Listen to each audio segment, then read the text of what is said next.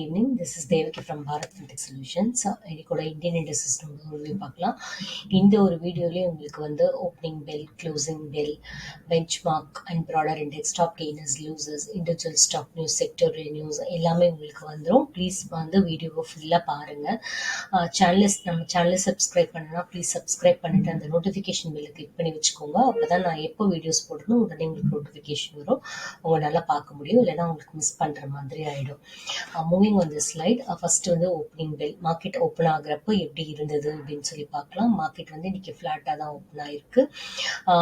Financial and bank ஸ்டாக்ஸில் இருக்கிற லாசஸ்னால market வந்து கொஞ்சம் ட்ராக் ஆச்சு. இந்த செக்டர்ஸ்னால சென்செக்ஸ் வந்து 72,058 அப்படின்ற லெவலில் மார்னிங்கில் இருந்தது.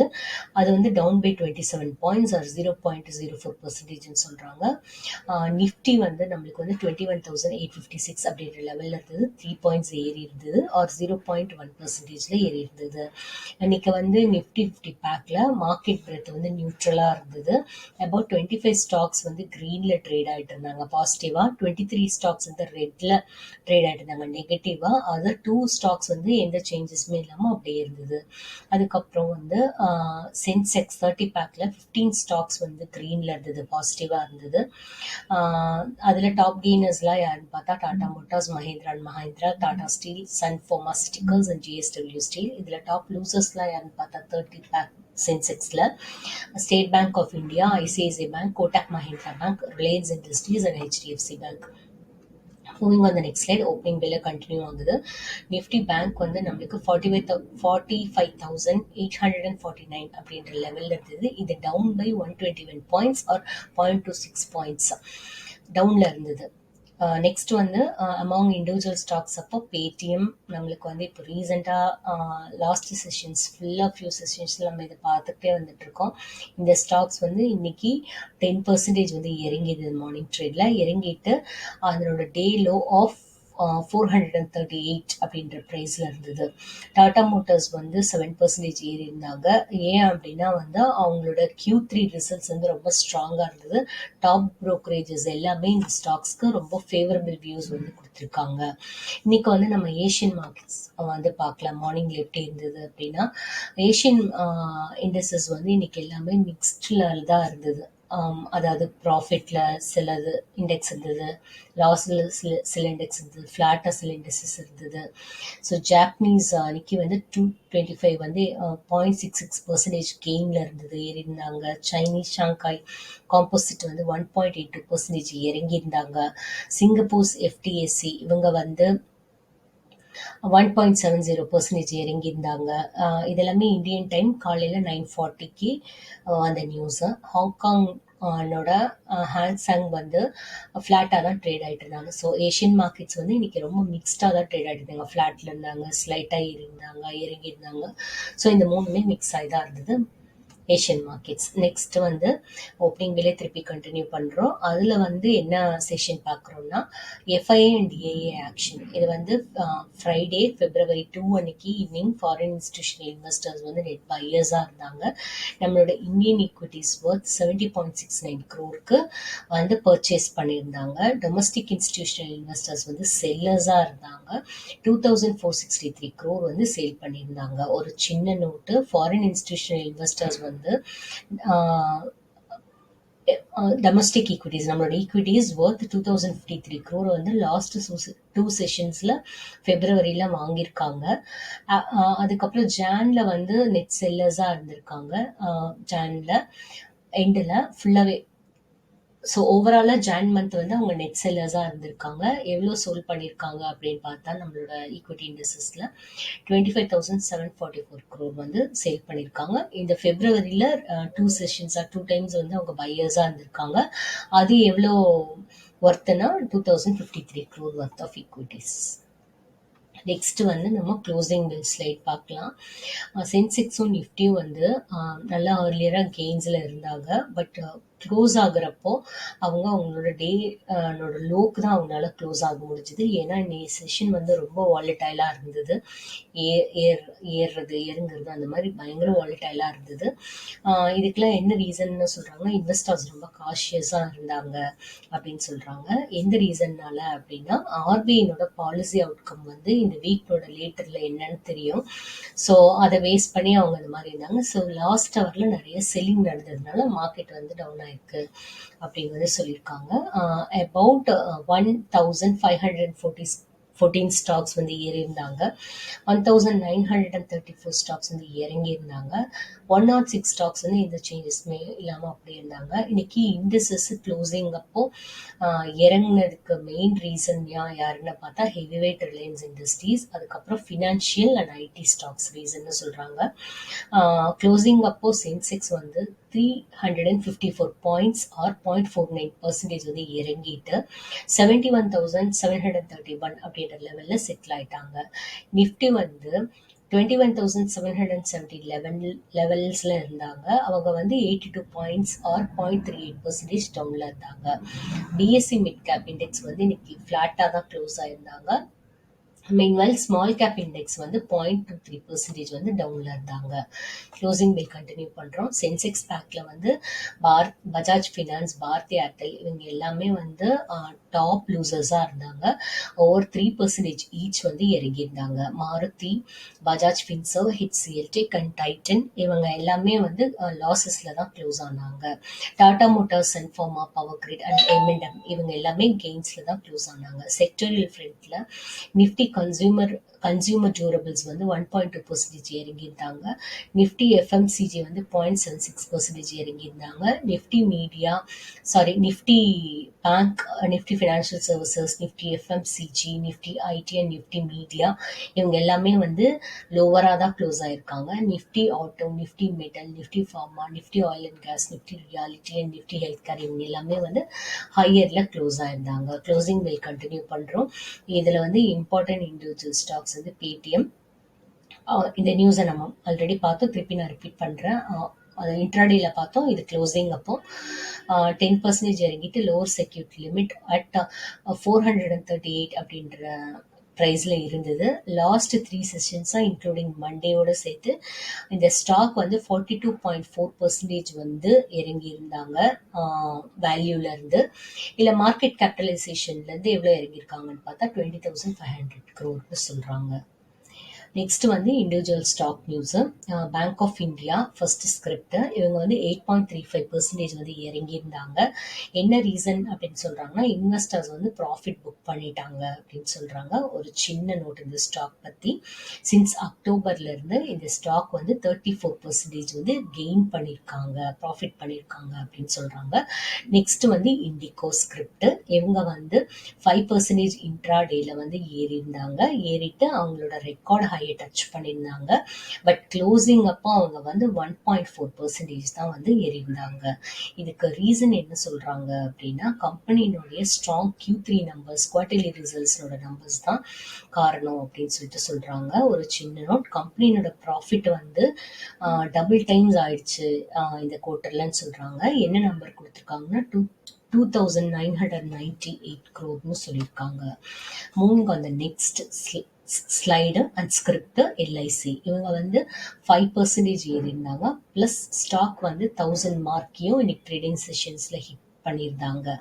இதுக்கு ரீசன் என்ன சொல்லியிருக்காங்கன்னா, investment and public asset management டிபார்ட்மெண்டோட செக்ரட்டரி வந்து என்ன சொல்லியிருக்காங்கன்னா, இந்த இன்சூரர் வந்து இன்னும் டிஜிட்டல் டிரான்ஸ்ஃபர்மேஷன் நிறைய பண்ண போகிறோம், டிஜிட்டலைஸ் பண்ண போகிறோம் நிறையா விஷயத்துல. அதனால கண்டிப்பாக வந்து இந்த ஆர்கனைசேஷன் இன்னும் நல்ல ஸ்மார்ட்டராக ஒர்க் ஆகிறதுக்கு, கெயின் பண்ணுறதுக்கு நிறைய சான்சஸ் இருக்குன்னு அவங்க சொன்னதுனால ஸ்டாக் வந்து 5% ஏறியிருக்காங்கன்னு சொல்லியிருக்காங்க. நெக்ஸ்ட் வந்து டாடா மோட்டார்ஸ் ஸ்கிரிப்ட் இவங்க வந்து 5.8% கெயின் பண்ணியிருந்தாங்க, ஏறியிருந்தாங்க. என்ன ரீசன் சொல்றாங்க அப்படின்னா, அவங்களோட Q3 ரிசல்ட்ஸ் வந்து மார்க்கெட் எஸ்டிமேட் பண்ணதை விட ஜாஸ்தியா இருந்தது அப்படின்ற ரீசன்னு சொல்லியிருக்காங்க. ஒரு சின்ன நோட்டு, டாடா மோட்டார்ஸோட ப்ராஃபிட் வந்து 137% பர்சன்டேஜ் வந்து ஏறியிருந்தாங்க ஆன் இயர். என்ன நம்பர் கொடுத்துருக்காங்கன்னா 7025 crore கொடுத்துருக்காங்க. பட் மார்க்கெட் எஸ்டிமேட் பண்ணது வந்து இந்த குவார்ட்டருக்கு 4547. ஸோ வந்து எஸ்டிமேட் பண்ணது 4547, பட் நம்மளுக்கு வந்தது 7025. ஸோ 137% வந்து அவங்க ப்ராஃபிட் வந்து ஏறி இருக்கு இந்த இயர்க்குன்னு சொல்லியிருக்காங்க. ஸோ இதுதான் இந்த மார்க்கெட் வந்து இந்த ஸ்டாக் வந்து இன்னைக்கு மார்க்கெட்ல 5.8% ஏறினதுக்கு ரீசன் சொல்லியிருக்காங்க. நெக்ஸ்ட் ஸ்லைட் போயிட்டோம். Next script Cochin shipyard. இவங்க வந்து 1.24% இறங்கி இருந்தாங்க. இதுக்கு ஒரு சின்ன நோட், இது ரீசன் சொல்லும்போது ஒரு சின்ன நோட் என்ன சொல்றாங்கன்னா, கம்பெனி வந்து இந்தியன் நேவி கூட கான்ட்ராக்ட் வந்து சைன் பண்ணியிருக்காங்க. எதுக்குன்னா try docket refit and upgrade equipment வந்து 2 நேவல் ஷிப்ஸ்க்கு வந்து கொடுக்குறோன்னு சொல்லிட்டு அவங்க அதுக்காக சைன் பண்ணியிருக்காங்க கான்ட்ராக்ட். ஈவன் கான்ட்ராக்ட் சைன் பண்ணால் கம்பெனி பொறுத்த அளவுக்கு ஒரு பாசிட்டிவான விஷயம் தான். இருந்தாலும் வந்து 1.24% இறங்கி இருக்கு டிஸ்பைட்ன்னு சொல்லியிருக்காங்க. அடுத்த ஸ்கிரிப்ட் கேபிஐ கிரீன் எனர்ஜி. இவங்க வந்து 5% ஏறியிருந்தாங்க. ஏறிட்டு ப்ளஸ் அவங்களோட அப்பர் சர்க்கியூட்டையும் ஹிட் பண்ணியிருந்தாங்க. என்ன ரீசன்னு சொல்லியிருக்காங்கன்னா, ஏத்தர் இண்டஸ்ட்ரீஸ் கிட்ட இருந்து 15 MW ஆர்டரை வந்து ஃபார் சோலார் பவர் ப்ராஜெக்ட்க்கு கம்பெனி ரிசீவ் பண்ணியிருக்காங்க அப்படின்னு சொல்லியிருக்காங்க. நெக்ஸ்ட் ஸ்லைட் போயிட்டோம். நெக்ஸ்ட் ஸ்கிரிப்ட் வந்து டாகர் ரெயில் சிஸ்டம்ஸ். இவங்க 1.93% ஏறிங்கி இருந்தாங்க. நோட் என்ன சொல்றோம்னா, ஈவன் கம்பெனி வந்து அனௌன்ஸ் பண்ணியிருக்காங்க 130% வந்து நெட் ப்ராஃபிட்டை வந்து ஏறியிருக்காங்க. Q3ல ஏறிட்டு 74.8 crore rupeesல இருந்திருக்காங்க. ரெவென்யூ வந்து 24.6% இயர் ஆன் இயர் வந்து ரைஸ் ஆயிருக்கு. Q3 FY24ல என்ன நம்பர் கொடுத்துருக்காங்கன்னா 954 crore கொடுத்துருக்காங்க. ஸோ ஈவன் கம்பெனியோடைய நெட் ப்ராஃபிட் வந்து ரைஸ் ஆயிருந்தாலும் ரெவென்யூ ரைஸ் ஆயிருந்தாலும் இதுக்கு வந்து இந்த கம்பெனியோட ஸ்டாக் 1.93% இறங்கி இருந்தது அப்படின்னு சொல்லியிருக்காங்க.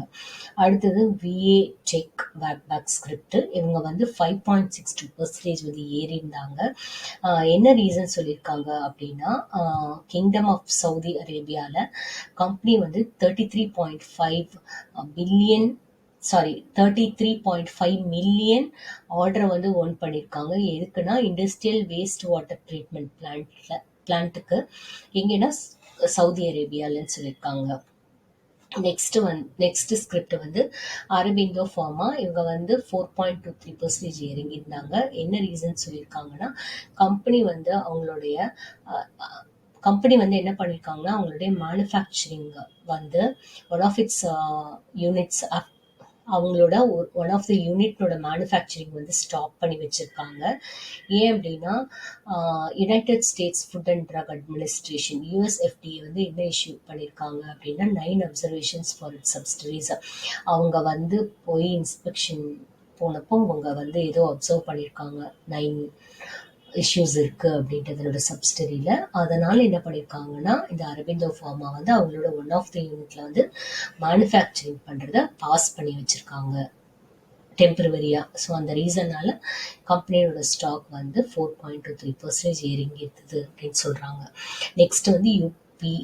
இவங்க வந்து 10.92% இறங்கி இருந்தாங்க. என்ன ரீசன் சொல்லியிருக்காங்கன்னா, கம்பெனி வந்து அவங்களோட அக்டோபர் டிசம்பர் பீரியட்னுடைய ஏர்னிங்ஸ் எப்படி இருந்ததுன்னா, அவங்க குவார்டர்லி ஏர்னிங்ஸ் எப்படி இருந்ததுன்னா அவங்க லாஸ்ட்ல தான் ரிப்போர்ட் பண்ணியிருக்காங்க. ஸோ எதனால லாஸ் ஆச்சுன்னு சொல்லியிருக்காங்க அப்படின்னா, கம்பெனி ரொம்ப ஸ்ட்ரகிள் பண்ணாங்க. Weak demand, inventory restocking and falling ப்ரைஸஸ்னால அப்படின்னு சொல்லியிருக்காங்க. ஸோ அதனால 10.92% இறங்கி இருந்தது. நெக்ஸ்ட் வந்து State Bank of India SBI பற்றி ஒரு சின்ன அப்டேட்டு. அட் 9:43 AM மார்னிங் அப்போ SBI ஷேர்ஸ் வந்து ஃப்ளாட்டாக தான் ட்ரேட் ஆகிட்டு இருந்தது. 651 அப்படின்ற ஒரு ஷேர் ப்ரைஸ் இருந்தாங்க NSEல. ஸ்டாக் வந்து லாஸ்ட் 1 இயரில் 18% ஏறி இருக்காங்க. இது வந்து நிஃப்டி 50 பெஞ்ச் மார்க்கோட அண்டர் பெர்ஃபார்ம் பண்ணியிருக்காங்க. அதே பீரியட்ல நிஃப்டி 50 வந்து 23% வந்து ஏறி இருந்தாங்க. Q3 ரிசல்ட்ஸோட அப்டேட்டு ப்ளஸ் அதோட இம்பேக்ட் என்ன அப்படின்னு பார்க்கலாம். ஸ்டேட் பேங்க் ஆஃப் இந்தியா வந்து எஸ்டிமேட் பண்ணதை விட எஸ்டிமேட் எக்ஸ்பெக்டேஷனை விட அவங்களுடைய Q3 ரிசல்ட்ஸ் வந்து கம்மியாக தான் இருந்ததுன்னு சொல்லியிருக்காங்க. ஈவன் கம்மியாக இருக்குன்னு சொல்லியிருக்காங்க. என்ன ரீசன்னால அப்படின்னு என்ன ரீசன்னால Q3 நெட் ப்ராஃபிட் வந்து கம்மியாக இருக்குன்னு பார்த்தா ஹெவி வேஜ் அண்ட் பென்ஷன் பில்ஸ்னால அப்படின்னு சொல்லியிருக்காங்க. ஓவரால் ஏர்னிங்ஸ் வந்து லெண்டர் வந்து ஹெல்தியாக தான் ரிமைனாக இருக்குது அப்படின்னு சொல்லியிருக்காங்க. இதில் வந்து driven by lower credit cost இருந்திருக்கு. அதனால ஓவராலாக ஏர்னிங் பார்க்குறப்போ நல்லா தான் இருக்குது, டீசெண்டாக தான் இருக்குது அப்படின்னு சொல்லியிருக்காங்க. டிஸ்பைட் ஆப்ரேட்டிங் பெர்ஃபார்மன்ஸ் வந்து வீக்காக இருந்தது, but core lower credit cost வந்து ஹெல்தியாக இருந்ததுனால ப்ராப்ளம் இல்லை. ஸோ ஓவராலாக பார்க்குறப்ப நல்லா தான் இருக்குது அப்படின்னு சொல்லியிருக்காங்க. இது வந்து சில இம்பார்ட்டன்ட் ப்ரோக்கரேஜஸ் கிட்டேருந்து பைக் கால்ஸ் வந்து அட்ராக்ட் பண்ணியிருக்கு அப்படின்னு சொல்லியிருக்காங்க. ஸோ ப்ரோக்கரேஜஸ் வந்து இன்க்ளூடிங் மோத்திலால் ஓஸ்வால், ஜெஃப்ரீஸ், நியூமரா இவங்க எல்லாமே வந்து எஸ்பிஐ ஸ்டாக்ல பை பண்ணலான்னு கொடுத்துருக்காங்க ரெக்கமெண்டேஷன். ஜேபி மார்கன் வந்து ஓவர்வெயிட் கால் வந்து கொடுத்துருக்காங்க கவுண்டருக்கு. ஸோ Q3 ரிசல்ட்ஸ் பார்க்கலாம். எண்டர் December 2023 பேங்க்னோட நெட் ப்ராஃபிட் வந்து 35% ஆன் இயர் வந்து கம்மியாக இருக்குது. கம்மியாயிட்டு என்ன நம்பரில் இருந்ததுன்னா 9,163 crore இருந்தது. இது கம்மியானதுக்கு ரீசன் என்ன சொல்கிறாங்கன்னா பென்ஷன் லயபிலிட்டிஸ் வந்து 7,100 crore இருந்ததா காரணம்னு சொல்லியிருக்காங்க. த நெட் இன்ட்ரெஸ்ட் இன்கம் வந்து எவ்வளோ நம்பர்ஸ் வந்திருக்குன்னா 39,815 crore வந்திருக்கு. பட் மார்க்கெட் எஸ்டிமேட் பண்ணது 40,304 crore. பட் வந்தது வந்து 39,815 crore அப்படின்னு சொல்லியிருக்காங்க. So thank you so much for listening me. Have a great time.